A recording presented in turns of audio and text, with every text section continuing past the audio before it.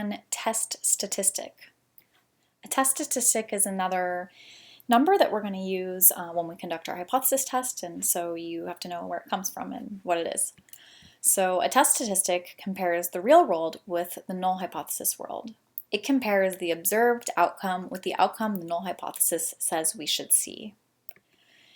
Here's an example. If we spin a coin and get 7 heads out of 20, our observed outcome is that we got 7 heads out of 20, or 0.35 as a proportion, 35% heads.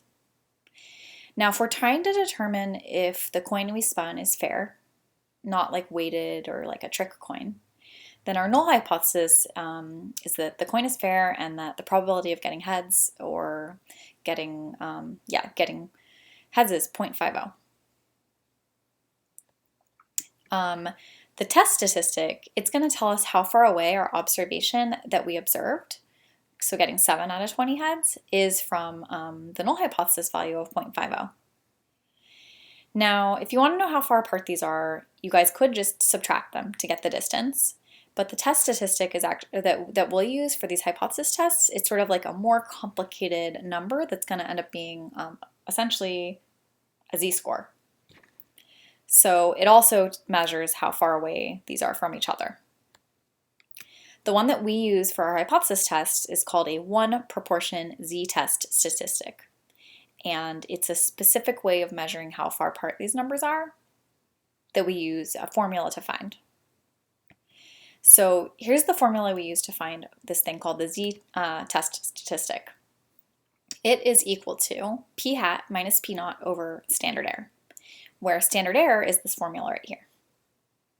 Now, what are all of these variables in these equations? Well, p naught represents the value of p that the null hypothesis claims is true. So this is sort of like our null hypothesis proportion. And we put it there, there, and there. P hat, this one represents the proportion of times an observed outcome happened. So it's like when you do your experiment, it's the proportion that you get.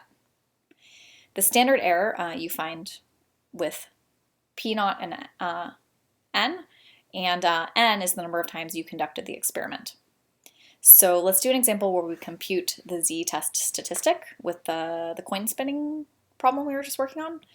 So to calculate the test statistic for the coin spinning example where we got 7 heads out of 20 when we were spinning the coin, we'll use these two formulas.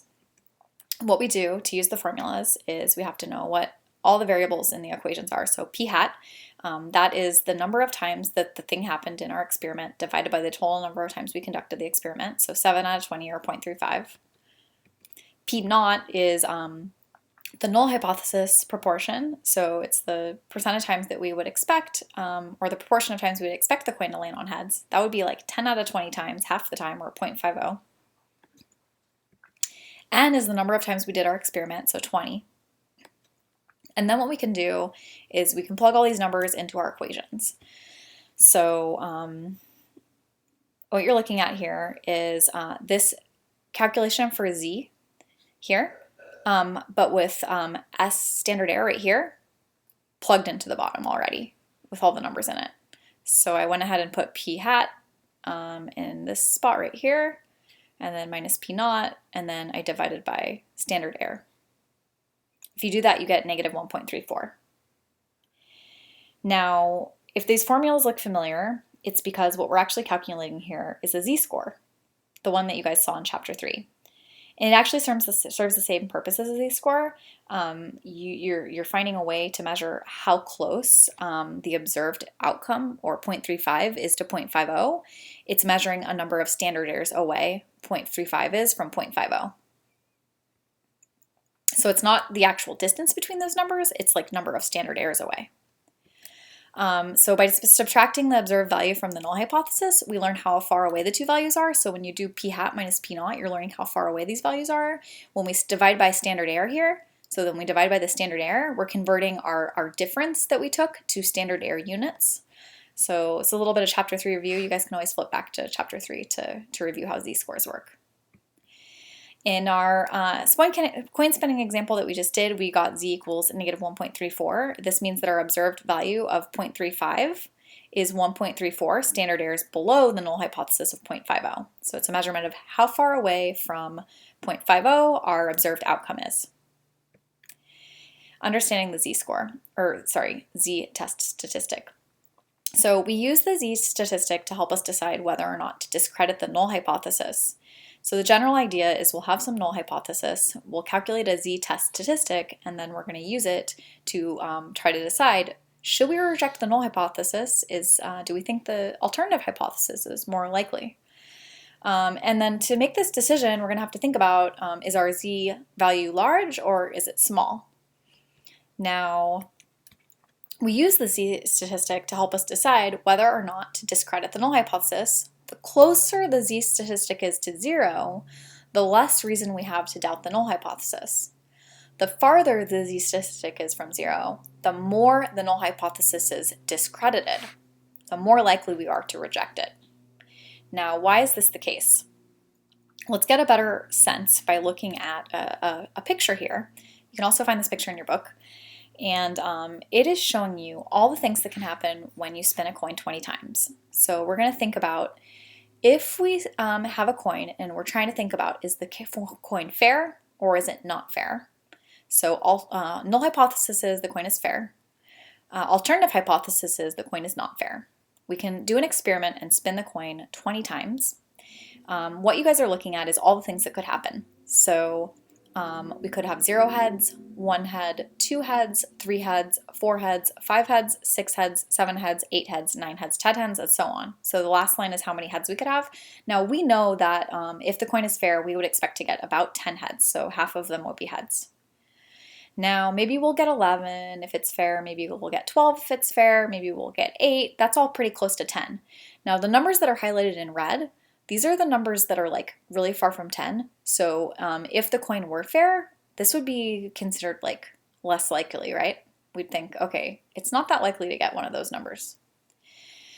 Well, the second line here, so the one in the middle, it's actually showing the corresponding z statistic for all of these things that could happen.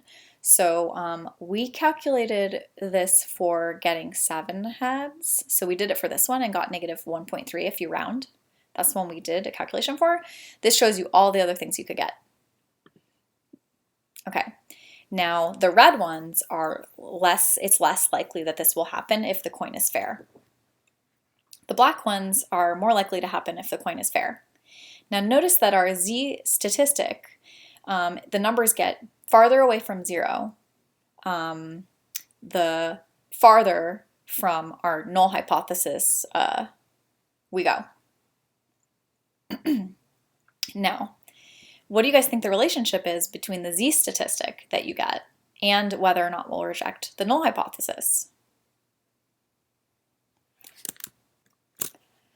Well, the idea is the farther or the less heads you get, or the more heads you get, farther from 10 out of 20 heads, the more unusual that would seem if the coin were fair. So for example, if the coin were fair and you got 20 heads out of 20, that seems kind of crazy. Very unlikely if the coin were fair. Now if you got 0 heads out of 20, that also seems pretty unlikely if the coin were fair.